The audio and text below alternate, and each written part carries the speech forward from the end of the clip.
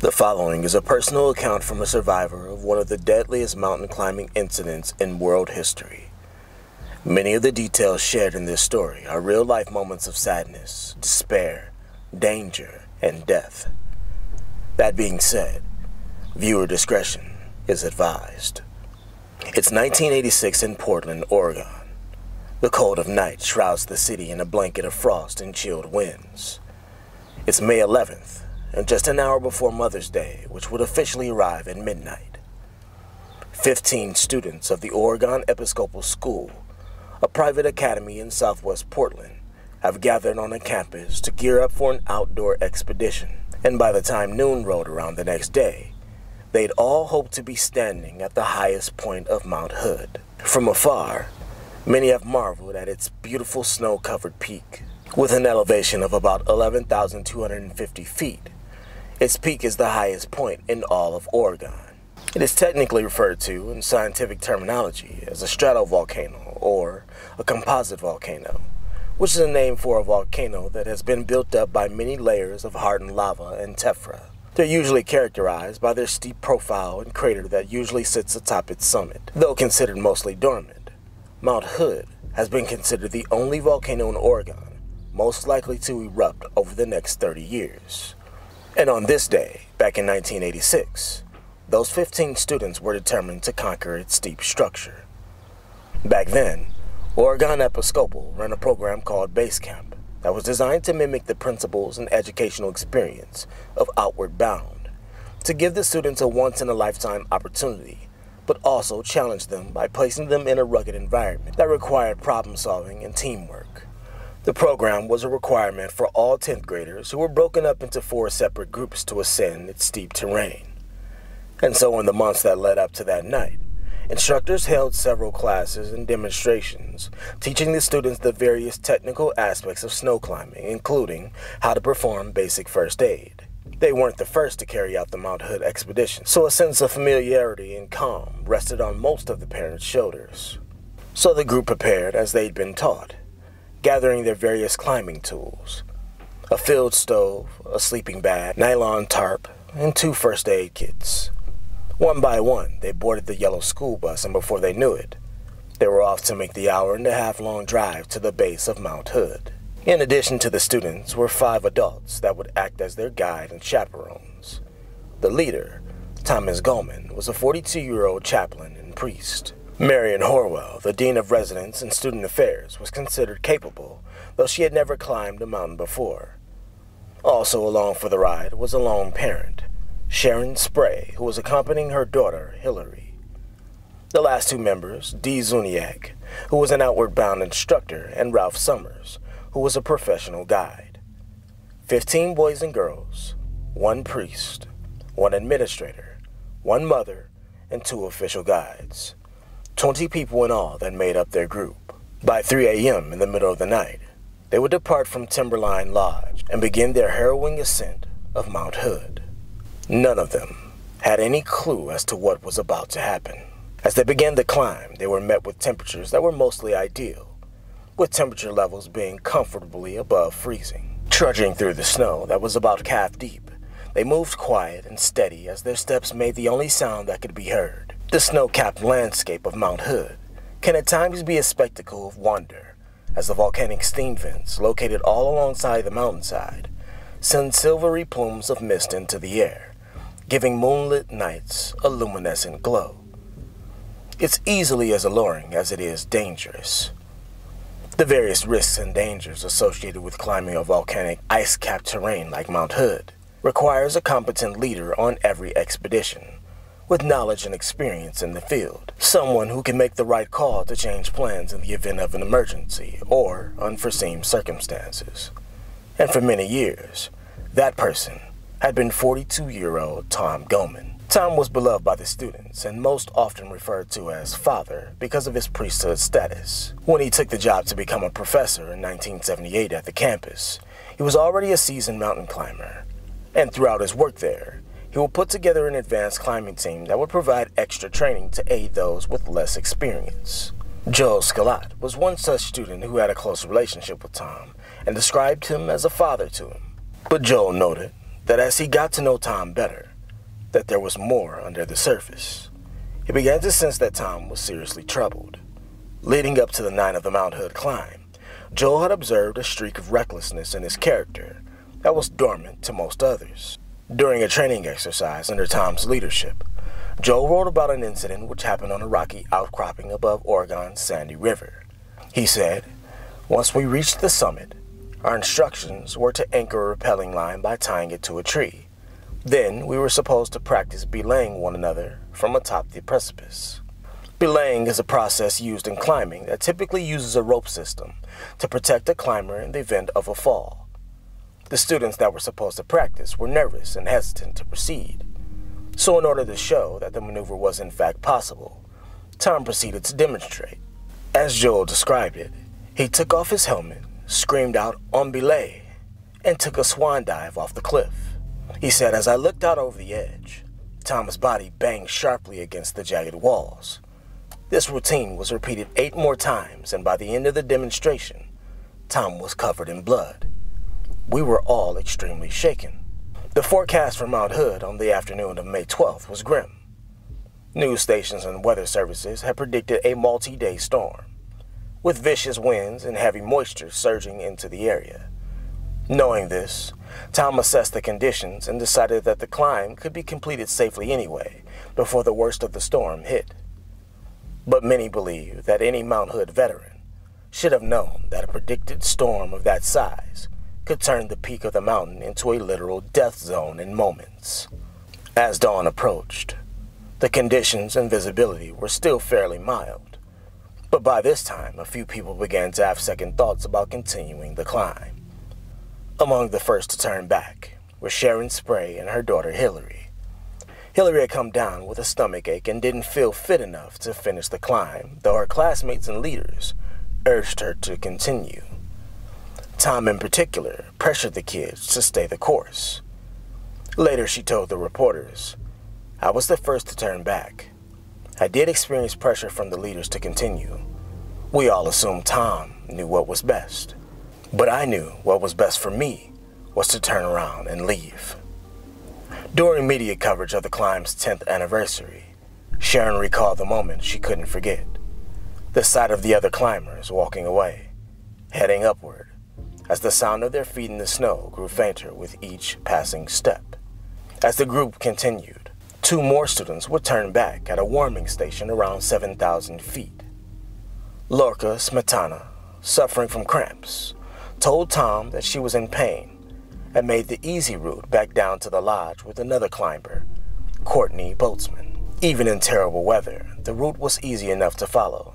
2 more climbers turned back after that, and around 11:30 a.m., one of the adults, Dee Zuniak, was beginning to suffer from mild snow blindness and decided she needed to head back as well. Snow blindness occurs when your eyes are exposed to ultraviolet light for an extended period of time, causing sunburn. This commonly occurs in snowy areas because snow reflects 80% of ultraviolet rays. Dee would depart by herself and retrace the path back to the base, bringing the group total to now just 13.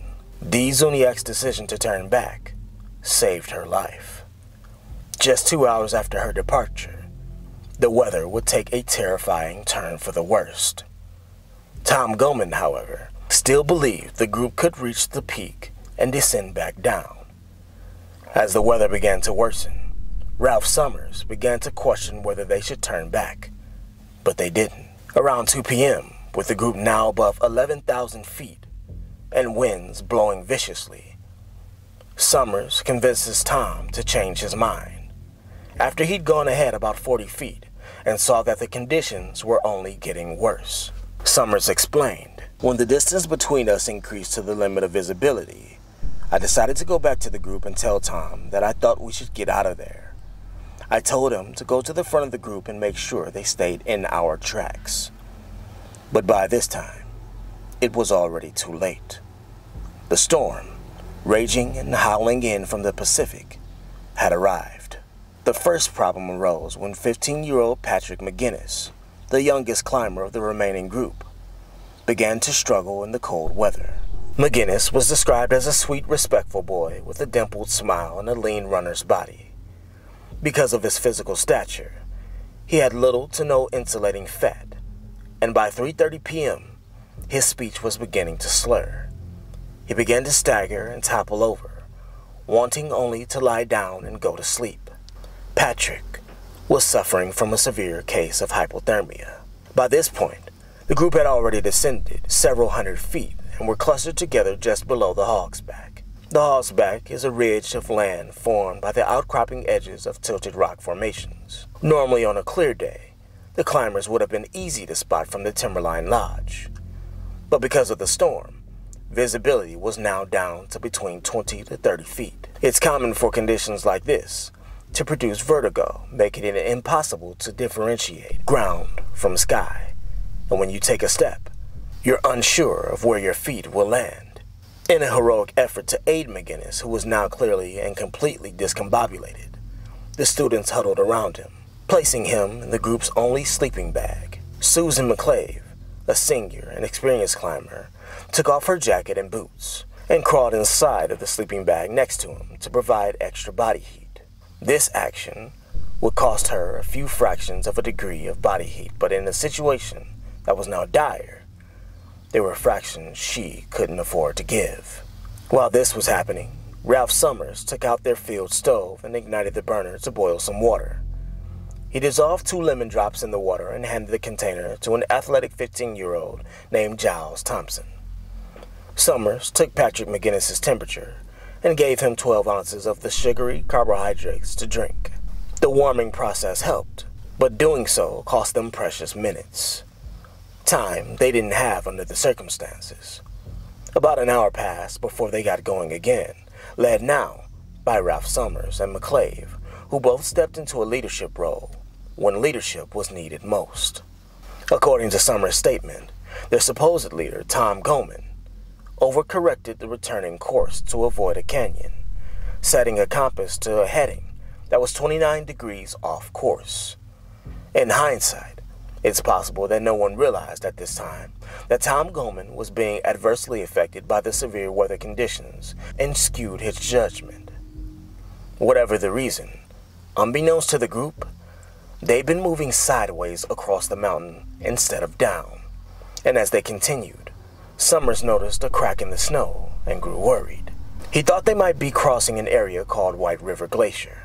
Under any circumstances, crossing a glacier is dangerous because its crevices are not always visible. In a blizzard, blowing snow creates mechanical hardening, which is a process that causes snow to accumulate in caps or bridges and sometimes over empty spaces. Those bridges can collapse when you step on them. This is why Summers turned to the group and told them to follow in his footsteps and warned them not to step on any cracks. By this time, the storm had gotten even worse and visibility was down to just 10 feet in front of them, with gale force winds getting even stronger. After leading the group past the cracks, Summers moved ahead until he felt his foot go over an edge all of a sudden. He saw another crevice, which looked to be 30 feet deep, and the clock was inching closer to 7 p.m. Summers later wrote, "Considering the late hour, and the fact that we had one student that could not walk unassisted, and not knowing our exact location, finding ourselves on a glacier with at least one large crevice, I considered it was our best option to dig in. So I started digging out a snow cave at an altitude of 8,200 feet. They weren't on a glacier, but near its edge. Meanwhile, the Portland Mountain Rescue Team was being dispatched to the base of Mount Hood in an attempt to bring the students and staff back by whatever means necessary. On the first day of the rescue, the team encountered winds of up to 103 miles per hour, which would technically classify as a Category 2 hurricane. It was clear that the rescuers were risking their very lives in the recovery effort. Imagine the wind blowing so hard that you can't even stand up against it. And if you do move, you have no idea where you're going because of the blowing snow that has reduced your visibility to zero. That's what the students, parents, and rescuers were up against. Still, the rescuers came out anyway. Throughout the morning, other rescue teams arrived with equipment that could traverse the difficult terrain ahead. Tucker Snowcats, Big, bulky, all-terrain vehicles that weighed more than 2 tons each.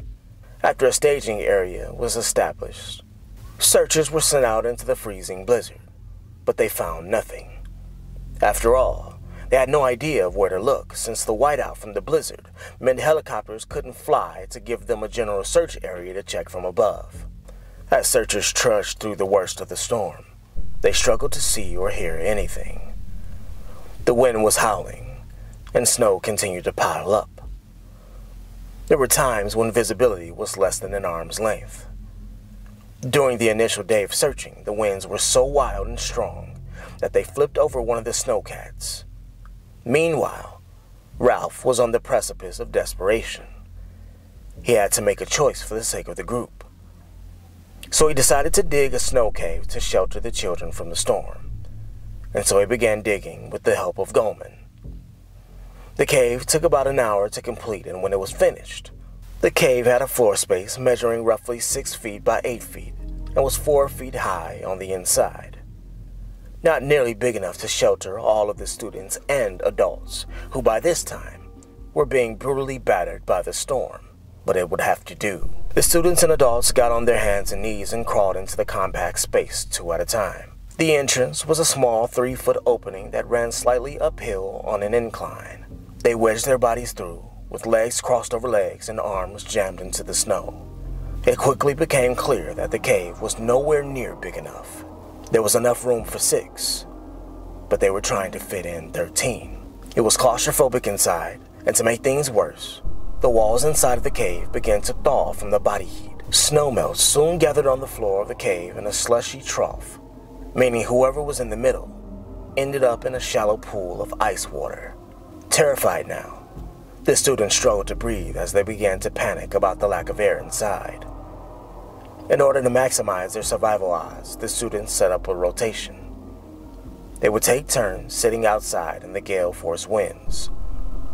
Goldman, who by this time was already shivering and shaking from the cold, spent most of the night outside of the cave, fully exposed. One of the survivors later recalled that night saying, "I remember him screaming. I remember that sound." As one night turned into two, and the third day set upon the group, they struggled to keep the cave mouth open, and at some point during the night, the wind had sucked away the shovel and sleeping bag, meaning that the only way they had to keep the entrance clear was to use their ice axe and move in and out of the cave in rotation. By the first light on Tuesday morning, the situation had become uncomfortably unbearable.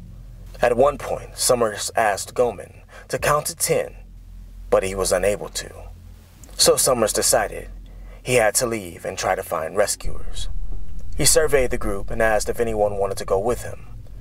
Molly Skula, one of the advanced climbers, volunteered, and together they took off and vanished into the whiteout. Step by step, they trudged through the madness, all the while still moving in the wrong direction.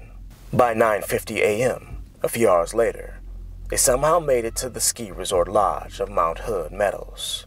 Though they'd veered badly off course, they somehow lucked up on finding shelter and were saved. Now, 11 remained, and the air inside was rigid and damp. Breathing was painful, and the cave entrance was getting smaller and smaller as new snow kept coming in from the storm that did not ease. Over the course of the next 2 days, there was a struggle that involved every valiant effort to maintain the cave. This was the very worst block of time for those that remained, and what can only be described as despair and painful hopelessness. At one point, believed to be Tuesday night, Allison Litzenberger gathered her courage and went outside while the blizzard raged on. The cave entrance was nearly sealed shut by now, but she was small enough to still fit through it, to clear an air passage if the group was lucky. She braved the storm.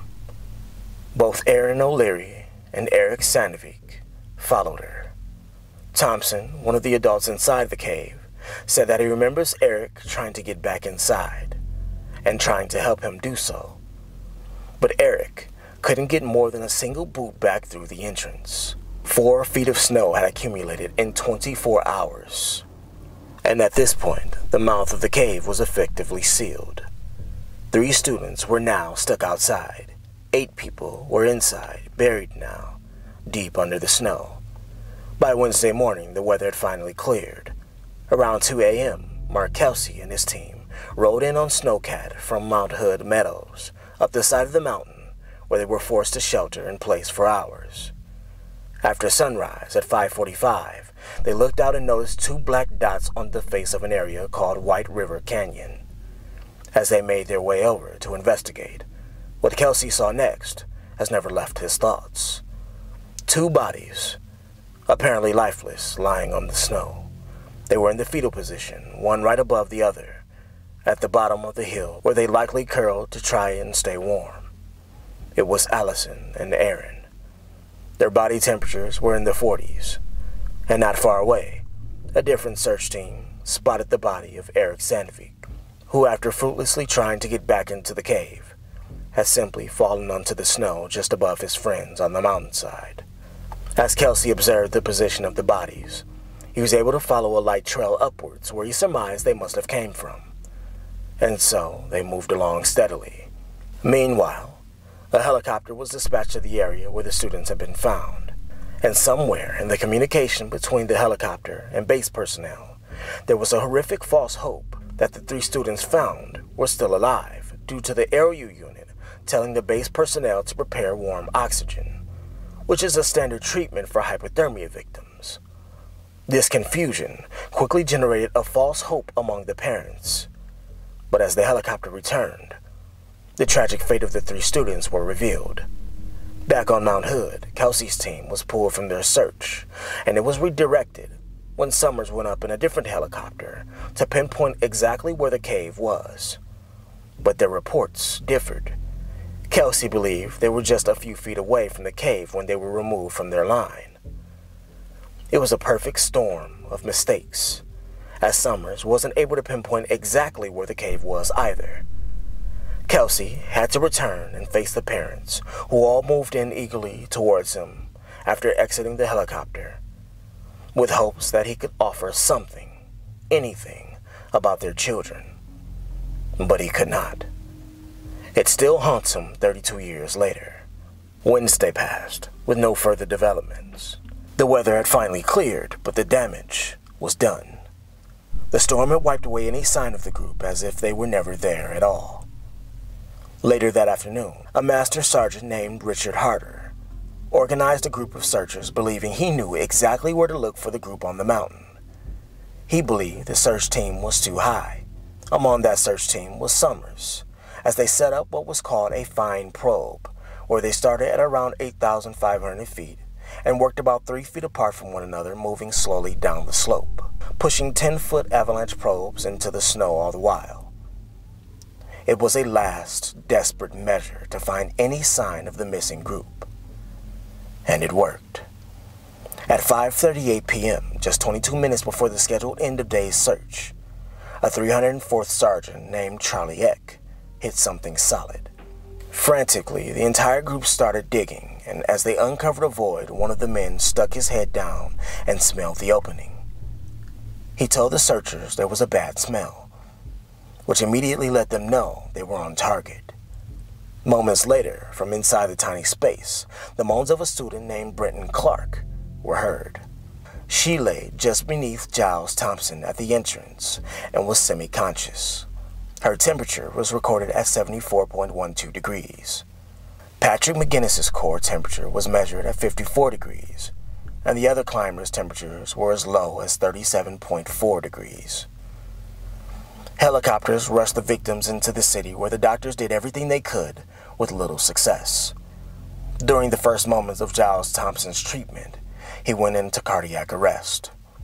Surgeons opened up his chest and massaged his heart by hand, which triggered the resumption of its usual rhythm and saved his life.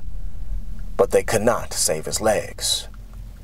Brenton Clark and Thompson both survived, but in the end, 7 students and 2 members of staff from the Oregon school died, in what has become known as the second deadliest alpine accident in North American history. In the aftermath, Thomas Goldman would take the majority of the blame for the disaster for refusing to turn back. Settlements were offered to the families of the 7 students who died, and another family filed a wrongful death lawsuit against the school in September of that year. The school commemorates the event annually in May of each year with a special ceremony to honor their bravery. Holy God, we pray for those we love but see no longer. May they inspire each of us to enter today with a generous heart, ready to serve and eager to love. After this, the Reverend reads off the names of the 9 who lost their lives to Mount Hood as a bell tolls for each. Reverend Thomas Goldman, age 42, the group's appointed leader. Marion Horwell, age 40, and Dean of Students, who was on her first mountain hike. Tasha Amy, age 15. Patrick McGinnis, age 15. Richard Hayter, age 15. Allison Litzenberger, age 15. Aaron O'Leary, age 15. Eric Stanovic, age 15. And Susan McClave, age 17.